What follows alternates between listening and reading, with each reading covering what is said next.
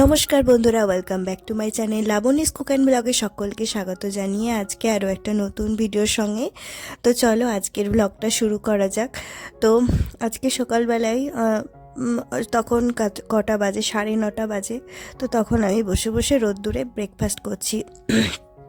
আজকে আমার শরীরটা খুব একটা ভালো নেই, উঠতে ইচ্ছেই করছিল না, ঠান্ডা লেগেছেই আর কি। আমার ভয়েসটা শুনেই তোমরা বুঝতে পারছো কীরকম ধরা ধরা একটা হয়ে গেছে গলাটা।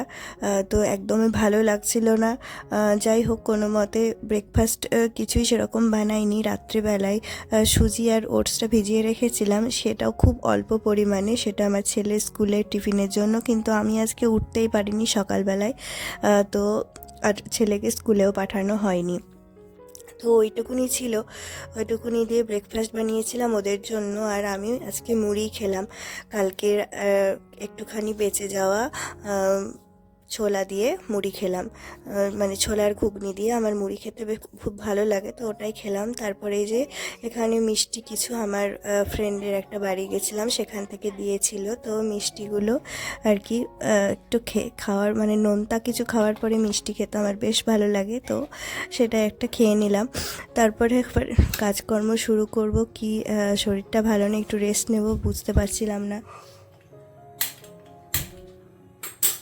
তো ব্রেকফাস্ট করার পর এদিক সেদিক এটা সেটা ঘরটা গোছানো এই সমস্ত করতে করতেই ওই 10:30 পৌনে 11টা মতো হয়েছিল। তারপরে আমি একটুখানি বসেছিলাম, একটানা কাজ করতে পারছিলাম না। শরীরটা যদিও খুব একটা ভালো নেই, অথচ কাজগুলো তো করতেই হবে আমাদের। তো সেই কারণে আমি ছেলেকে একটু পড়তে বসালাম, আর তার সাথে সাথে আমিও একটু রেস্ট নিয়েছিলাম। এমনকি আমি একটু ঘুমিয়েও গেছিলাম।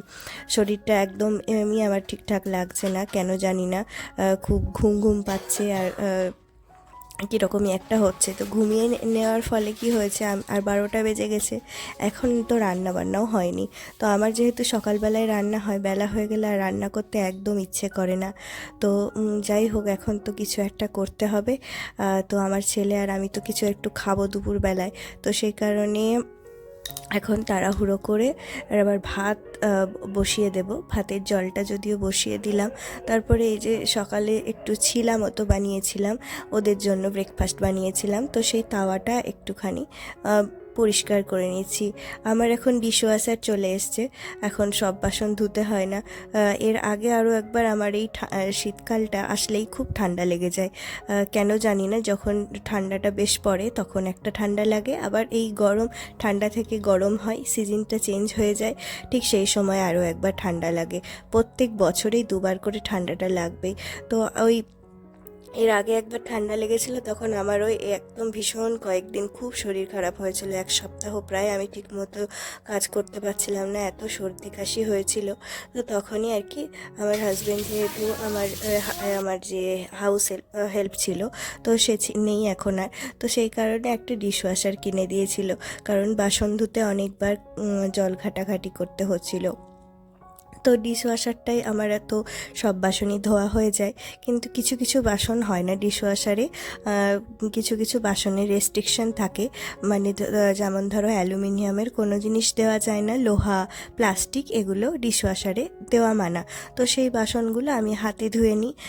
তো ওই তাওয়াটা আর কি ধুয়ে নিলাম, টুকটাক একটু ধুয়েও নিতে হয়, কারণ ডিশওয়াশারটা সারাদিনে আমি একবারই চালাই, এবং সেটা রাতের প্রোগ্রামটা আমি যেহেতু চালাই, শর্ট প্রোগ্রাম চালাই না, তাহলে তাতে প্রচুর পরিমাণে বিদ্যুৎ নষ্ট হয়। তো সেই কারণে আর তোমাদের সঙ্গে ডিটেলসে আমি একটা আমার ডিশওয়াশারের ভিডিও তোমাদের সাথে শেয়ার করব, কিভাবে ডিশওয়াশার নেওয়া উচিত কি উচিত না, সেই সম্বন্ধ একটা ভিডিও করব। তো যাই হোক, এখন ভ্লগে তোমাদের একটুখানি বলে দিলাম ডিশওয়াশারের ব্যাপারে। এখন ভাতটা বসিয়ে দিয়ে আমি সবজিটা একটু কেটে নেব। আজকে কি সবজি করব সেটাও মাথাতে আসছিল না, তো ফ্রিজে একটু একটু সমস্ত কিছু সবজি রাখা ছিল, কুমড়ো 500 গ্রাম মতো এনেছিলাম আমি, তো সেই কুমড়ো একটুখানি দেব, গাজর দেব, আলু দেব, একটুখানি পালং শাকও ছিল, তো সমস্ত কিছু দিয়ে দেব এর মধ্যে। তারপরে একটুখানি পনিরও আছে। তো পনিরটা শুধু আর রান্না করতে আমার ইচ্ছে করছিল না, তো ভাবলাম যে একটা মিক্স ভেজ আমার খেতে খুব ভালো লাগে, সব রকম মেশানো একটা সবজি, পনির দিয়ে করলে তো আরও বেশি টেস্টি হয়ে যায়। তো সবজিটা সত্যি ভীষণ সুন্দর হয়েছিল, কিচ্ছু দিইনি, তোমাদের সাথে শেয়ার করব রেসিপিটা। তো সবজিটা কেটে নেওয়ার পরে আমি আমার ছেলেকে ওদিকে স্নান করতে পাঠিয়েছি, ওকে আজকে একা একাই পাঠিয়েছি। আমি বললাম ভালো করে একটু সর্ষের তেল মাখিয়ে দিলাম। এই সিজন চেঞ্জের সময় আমার খুব ভয় লাগে যাতে আবার ঠান্ডা লেগে না যায়, আমি এক ঠান্ডায় ভুগছি। তো সেই কারণে ওকে ভালো করে তেল মাখিয়ে গরম জল করে স্নান করতে পাঠিয়েছি, ও একা একা স্নান করুক। তারপর আমি এই যে গা হাত পা মুছিয়ে ওকে জামা কাপড় চেঞ্জ করে চুলটা ঠিকঠাক আঁচড়ে দিয়ে ও এটা করে না ঠিক করে, মানে পারে সব কিছুই কিন্তু করে না, বদমাইশি। তো চুলটা ভালো করে আঁচড়ে একটু মুখে, এখন যেহেতু একটু টান টান করছে চামড়াগুলো, তো একটু ড্রাই হয়ে যায় বলে মুখে একটু সেরকমভাবে ওকে কিছু ক্রিম ট্রিম এখন দিই না, একটুখানি আমন্ড অয়েল বা অলিভ অয়েল যা থাকে সেটা একটু মুখে লাগিয়ে দিই।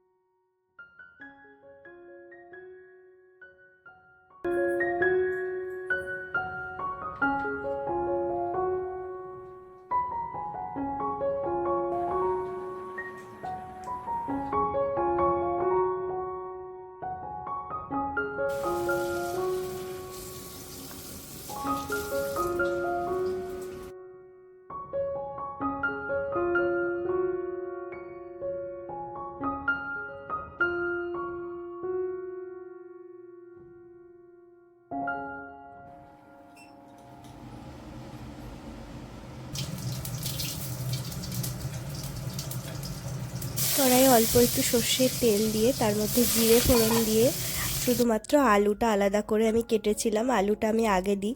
আর পনিরটাও হালকা একটু ভেজে নেব, ভেজে তুলে রাখবো পনিরটা। আর বাকি সমস্ত সবজি একসাথেই সব ঢেলে দিয়েছিলাম। তারপরে লবণ হলুদ পরিমাণ মতো দিয়ে একটু নাড়াচাড়া করে জিরে গুঁড়োই দিয়েছিলাম। আর ধনে গুঁড়োটা শেষ হয়ে গেছে, তো কৌটোতে এখন ঢালা নেই বলে এখন আর দিইনি। তো শুধু জিরে গুঁড়োই দিয়েছি, তারপরে এটাকে জল দিয়ে ঢেকে রেখেছিলাম। তারপরে লাস্টে পনিরটা অ্যাড করেছি। আমার এটা হয়ে গেছিলো রান্না। আর এদিকে অল্প একটু ডাল বসিয়েছি, যার মধ্যে কয়েকটা সোয়াবিন ফেলে দিয়েছি। তো খুব তাড়াতাড়ি করে করছিলাম, তো রান্নাটা আমার হয়ে গেছে। এই রান্না করব, আর সেরকম কিছু করব না, তাহলে দুজনে আর খাওয়া মানে শেষ হবে না, সেই কারণে আর বেশি কিছু রান্না করিনি। আর বেলাও হয়ে গেছে অনেকটা। আর রান্না বান্না ওদিকে হচ্ছিল, মানে ডালটাই হচ্ছিল লাস্ট, আমার সবজি হয়ে গেছিলো। তারপরে আমি ঘরটা মুছে নিলাম। আর ঠান্ডা লেগেছে যেহেতু, সেই কারণে বেশি জল ঘাটাঘাটি করি না, তখন আমার এই মপটা খুব কাজে দেয়। এটাতে হালকা হালকা জল স্প্রে হয় আর মোছা হয়। তো এই মপটা আমার খুব হেল্প করে, ঠান্ডা সর্দি লাগলে পরে আমি এটাই ব্যবহার করি, মানে যেদিন জল ঘাটতে ইচ্ছে করে না তখন এটাই আমি ব্যবহার করি।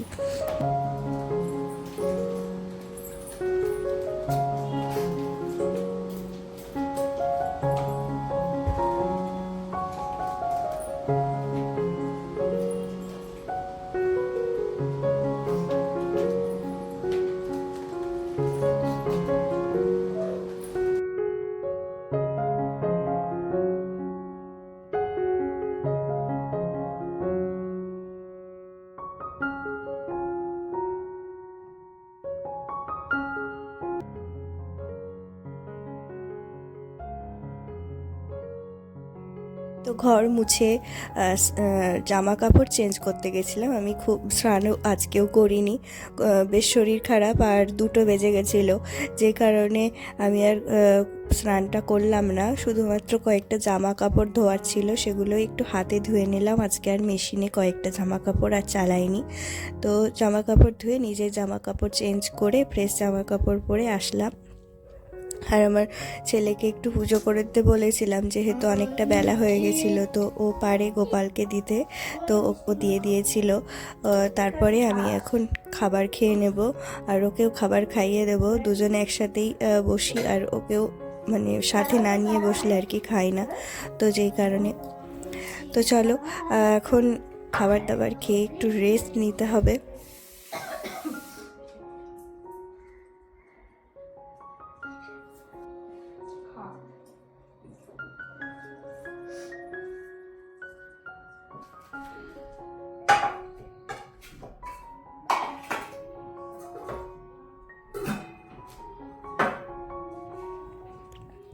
খাবার দাবার খেয়ে প্লেটগুলো উঠিয়ে টেবিলটা একটু পরিষ্কার করে নিই। আর বাসনপত্রগুলো এখন এমনি ভিজিয়ে রেখে দেবো জলে। আর রাত্রে যেহেতু আমি মেশিনটা চালাই, তো সারাদিনের বাসনগুলো আর কি জমা করে রাখি।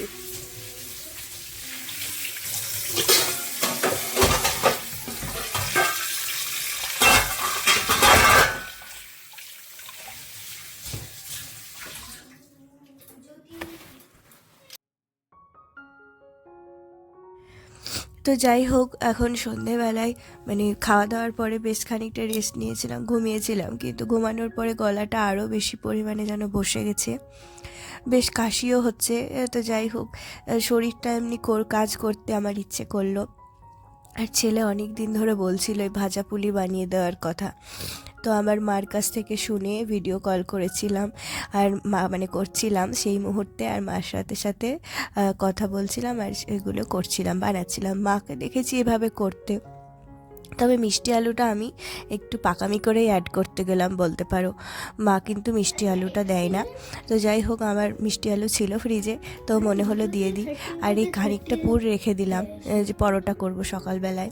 আর খানিকটা এখন আটার সাথে, আর অল্প একটু আটা দিয়েছিলাম আর চালের গুঁড়ো বেশি দিয়েছিলাম। তো ভালো করে মেখে নেব, একদম আটা যেভাবে মাখে। তো অল্প একটু লাস্টে মনে হলো গরম জল দিতে হবে, তাই আমি গরম জল দিয়েছিলাম। তখনও মাকে ভিডিও কল করিনি, আমি এটা প্রসেসটা করে তারপরে পুর বানাচ্ছিলাম। পুরোটাও বানানো হয়ে গেছে, তারপরে মাকে ভিডিও কল করছিলাম। তো পুরটা বানানোর জন্য আমার ফ্রিজে বেশ কয়েকদিন ধরে রাখা ছিল হলো মাখা সন্দেশ। তো মাখা সন্দেশটার জন্য আর কি আজকে আরও বেশি তড়িঘড়ি করে এটা করতে লাগলাম, যে অনেক দিন হয়ে গেল মাখা সন্দেশটা ফ্রিজে রয়েছে। তো মাখা সন্দেশের মধ্যে নারকেল যেহেতু ছিল না, আর কোড়াকুড়ি ঝামেলা, তো সেই কারণে শুকনো প্যাকেটের যে নারকেল সেটা দিয়েছিলাম, তার সাথে চিনি দিয়েছিলাম। এই নারকেলের মধ্যে একদম মিষ্টি থাকে না, তো খুব একটা ভালো টেস্টও হয় না। যেটা অরিজিনাল নারকেলে হয় সেটা এই নারকেলে হয় না। তো যাই হোক, এখন শর্টকাট করার জন্য এটাই করলাম। তারপরে এগুলো যেরকম পুলি বানাই সেভাবে পুলি বানিয়ে তেলে ভেজে নিলাম। আর এই যে, তো চলো আজকের ভিডিওটা এখানেই শেষ করছি, দেখা হচ্ছে নেক্সট ভিডিওতে।